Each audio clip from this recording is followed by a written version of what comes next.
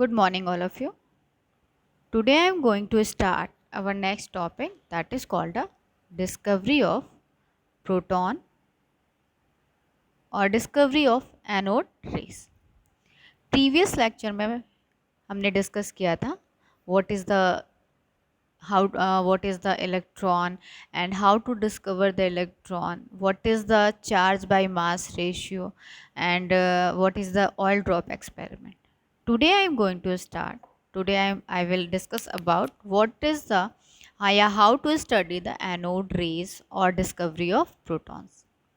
तो थॉमसन ने क्या किया था, कैथोड रेज को सर्च किया था 1886 में। क्या हुआ, एक साइंटिस्ट थे that is a Goldstein. इन्होंने क्या किया, सेटअप बिल्कुल सेम था, बस चेंजेस जो था वो क्या किया था, कैथोड जो प्लेट ली थी वो परफोरेटेड ले ली थी इन्होंने क्या किया, एक ग्लास की डिस्चार्ज ट्यूब ली, इसमें वैक्यूम क्रिएट किया, दैट इज़ अ ग्लास, ये ग्लास की ट्यूब है ये, ठीक है। इसमें दो इलेक्ट्रोड्स पुटअप किए इन्होंने, एक तो एनोड था, दूसरा कैथोड था। कैथोड जो था that is a perforated cathode plate लिया इन्होंने, और लेने के बाद इसमें वैक्यूम क्रिएट किया। वैक्यूम क्रिएट करने के बाद प्रेशर लो किया, और लो करने के बाद बैटरी से इसको सेटअप कर दिया। लो प्रेशर पे इन्होंने हाई वोल्टेज अप्लाई किया। जैसे ही हाई वोल्टेज अप्लाई किया तो इन्होंने ये देखा कि ये जो ग्लास ट्यूब जो है, डिस्चार्ज ग्लास ट्यूब है, इसके पीछे कैथोड, परफोरेटेड कैथोड जो लगा हुआ है प्लेट, उसके जस्ट पीछे ये जो ग्लास की है ये साइन करने लगा। हाँ, साइन क्यों करेगा कोई भी ग्लास? सपोज इस ग्लास पे अगर सनरेज पड़े और ये डिफ्लेक्ट हो जा रही है, ठीक है, सनरेज सपोज इस ग्लास पे पड़ी और ये डिफ्लेक्ट हो जा रही है, जिसकी वजह से क्या होगा, ये ग्लास जो होगा वो साइन करने लगा। तो इन्होंने ये कहा कि जिस तरीके से कैथोड से एनोड की तरफ जिस तरह से कैथोड से एनोड की तरफ रेज चलती हैं, ठीक उसी तरह से एनोड से भी कुछ रेज हैं जो कैथोड की तरफ मूव कर रही हैं और इस परफोरेटेड कैथोड से होते हुए इस ग्लास पे स्ट्राइक कर रही हैं, जिसकी वजह से क्या हो रहा है, ये जो ग्लास है परफोरेटेड कैथोड के जस्ट पीछे जो ग्लास है वो क्या कर रहा है, साइन करने लगा है, ठीक है। तो इन्होंने कहा कि that rays is known as anode rays. Anode rays is also known as canal rays, okay. और जे थॉमसन ने इस रेज को क्या कहा, that is a positive rays, ठीक है। तो इस तरीके से गोल्ड स्टीन ने एनोड रेज को फाइंड आउट किया, और इन्होंने ये कहा कि ये जो आपका परफोरेटेड, ये एनोड से जो रेज मूव कर रही हैं परफोरेटेड कैथोड से उड़ते हुए, इसी रेज को इन्होंने कहा that is a anode rays, okay. फिर इसके बाद नेक्स्ट देखते हैं कि what is the atomic number and atomic mass, okay. इससे पहले एक चीज़ और जान लेते हैं, ये तो हमने देख लिया discovery of canal raise and proton. तो एक चीज़ और इसमें आती है कि डिस्कवरी ऑफ न्यूट्रॉन किसने किया। तो न्यूट्रॉन की जो डिस्कवरी थी वो आपकी चैडविक ने की थी, ठीक है। और चैडविक ने इसे जैसे हमने देखा कि इलेक्ट्रॉन को डिस्कवर किया, मैं यहाँ नोट कर देती हूँ, इलेक्ट्रॉन को डिस्कवर किया किसने किया था, थॉमसन ने, ठीक है। इसी तरीके न्यूट्रॉन की डिस्कवरी जो की थी वो चैडविक ने की थी, ओके। तो ये तो हमारा हो गया कि discovery of electron, discovery of proton, discovery of neutron. इसके बाद हम देखते हैं what is the atomic number and mass number.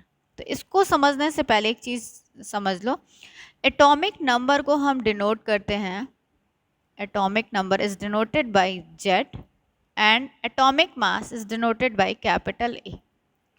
Formula होता है Z is equal to the P is equal to the E, यानी किसी भी एटम का जितना एटॉमिक नंबर होगा उतने ही उसमें प्रोटॉन होंगे और उतने ही उसमें इलेक्ट्रॉन होंगे। सपोज कोई एलिमेंट एक्स है, ठीक है, और एक चीज़ और, एटॉमिक नंबर जो है वो नीचे लिखा जाता है और एटॉमिक मास जो है वो ऊपर लिखा जाता है। तो that is the atomic number and that is atomic mass. अब एक चीज़ देखो, ये एक्स कोई एलिमेंट है, ठीक है, इस एक्स एलिमेंट का एटॉमिक नंबर 7 है और पूछा जाता है वो find out the proton and electron, हाँ, number of electron, number of proton. तो हमने फॉर्मूला देखा कि Z is equal to the P is equal to the E। Z कितना है हमारा, 7 है, अकॉर्डिंग टू दिस फॉर्मूला जितना एटॉमिक नंबर होगा उतने ही उसमें प्रोटॉन होंगे और उतने ही उसमें इलेक्ट्रॉन होंगे। तो जब Z is equal to the 7 then P is equal to the 7 and E is equal to 7। ठीक है, तो इस तरीके से हम एटॉमिक नंबर से हम प्रोटॉन भी फाइंड आउट कर सकते हैं एंड इलेक्ट्रॉन भी फाइंड आउट कर सकते हैं। एक चीज़ और ध्यान रखना, प्रोटॉन कभी भी चेंज नहीं होगा लेकिन इलेक्ट्रॉन चेंज हो सकते हैं। अगर सपोज कोई भी एलिमेंट चार्ज कैरी कर लेता है, सपोज हमने कहा है x जिसका एटॉमिक नंबर 7 है एंड हैव अ या 7 की जगह हम यहाँ पे लिखते हैं, यहाँ पे लिख देते हैं 11। ठीक है, इसको इरेज कर दें, इसको अगर हम इरेज कर देते हैं, हमने सपोज कोई एलिमेंट x लिया, इसका एटॉमिक नंबर हो गया 11 and have a positive charge. तो Z कितना है हमारा, एटॉमिक नंबर कितना है 11 है। फॉर्मूला होता है Z is equal to the P is equal to the E। Z जितना होगा उतना ही P होगा, यानी प्रोटॉन भी उसमें कितना होंगे 11 ही होंगे। इलेक्ट्रॉन कितना होगा इसमें, तो इलेक्ट्रॉन फॉर्मूले के अकॉर्डिंग अगर देखते हैं तो जितना Z होगा उतना ही E होगा। तो इलेक्ट्रॉन भी कितने होने चाहिए थे, 11 होने चाहिए थे, लेकिन X have a positive charge, 1 positive charge, it means इसमें से 1 इलेक्ट्रॉन निकल गए, तो E कितना हो जाएगा 10 हो जाएगा। तो इलेक्ट्रॉन वैरी कर सकता है, इलेक्ट्रॉन ज़्यादा भी हो सकता है कम भी हो सकता है, लेकिन ये कब वैरी करेगा, जब वो एलिमेंट चार्ज कंटेन करेगा, या तो पॉजिटिव चार्ज कंटेन करे या फिर नेगेटिव चार्ज करे। ठीक है, इस तरीके से हम क्या कर सकते हैं, इलेक्ट्रॉन एंड प्रोटॉन को फाइंड आउट कर सकते हैं। अब नेक्स्ट फॉर्मूला होता है A is equal to the P plus N। A that is the atomic mass, P means proton and N means neutron। ठीक है, सपोज एक क्वेश्चन दे दिया, कहता है कि X कोई एलिमेंट है जिसका एटॉमिक नंबर 7 है और इसमें न्यूट्रॉन भी जो है वो 7 है। Find out the atomic mass, ये हमें फाइंड आउट करना है। हमें पता है, we know that A is equal to the P plus N। पहले हम P फाइंड आउट कर लें, फॉर्मूला क्या लगाएंगे, Z is equal to the P is equal to the E। तो Z कितना है 7 है, तो P कितना हो जाएगा 7।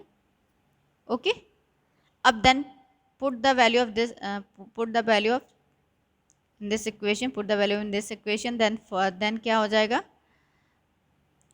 फॉर्मूला हो जाएगा A is equal to the P plus N। P कितना हमने फाइंड आउट किया 7, N कितना दिया हुआ गिवन है आपको 7 है, टोटल कितना हो गया 14, यानी एलिमेंट का जो एटॉमिक मास हो गया वो 14 हो गया।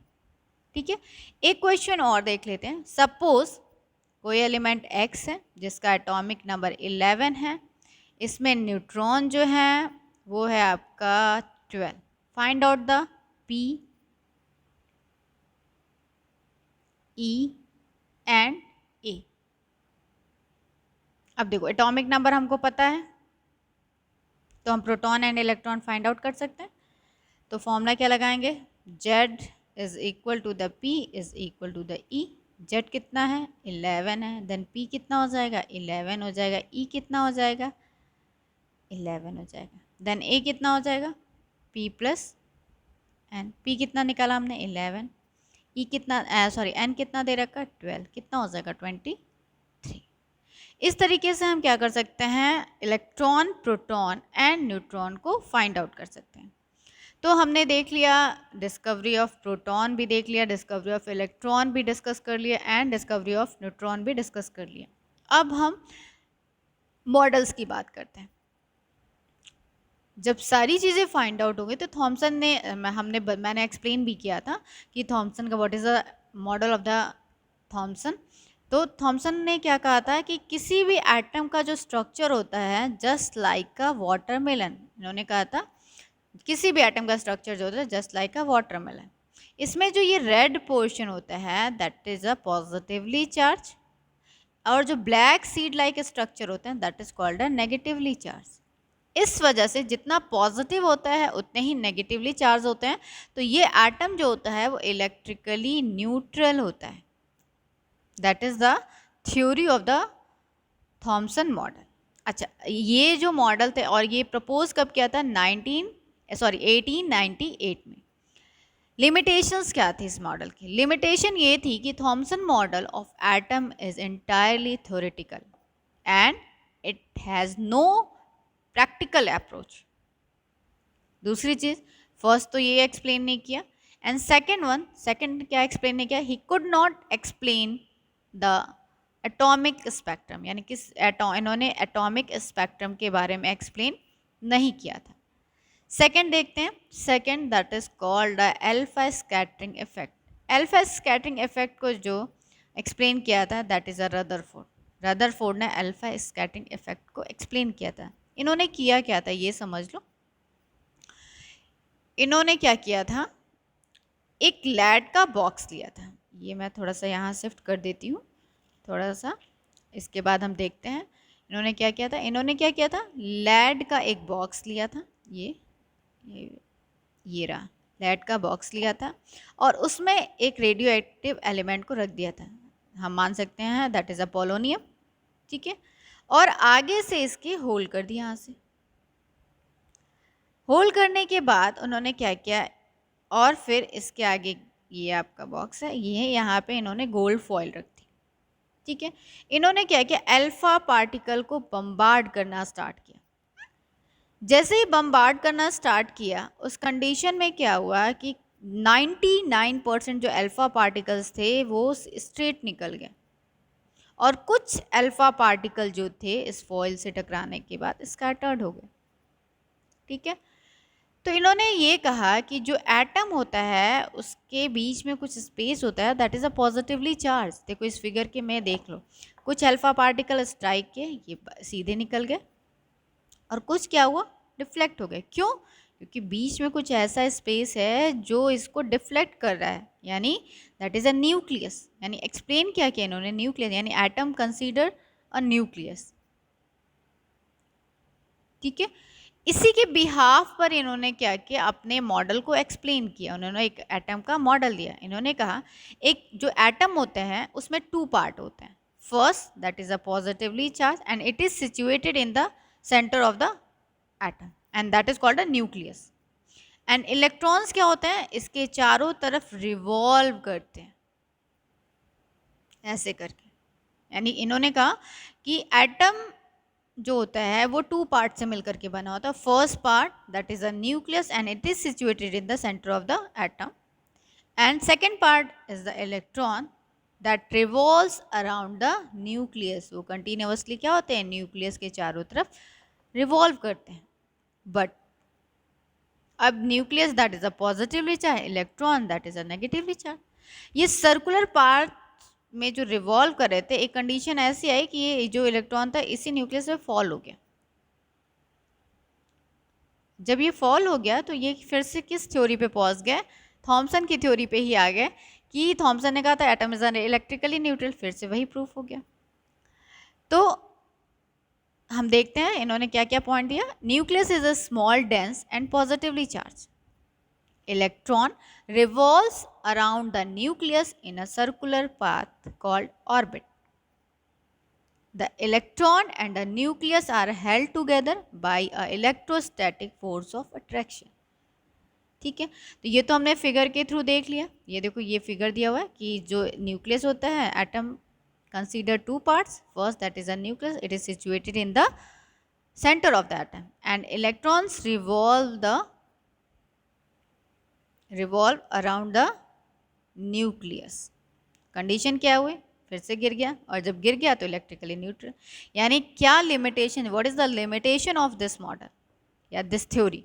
तो लिमिटेशन ये थी he could not explain the stability of the atom. इन्होंने एटम के स्टेबिलिटी को एक्सप्लेन नहीं कर पाए थे।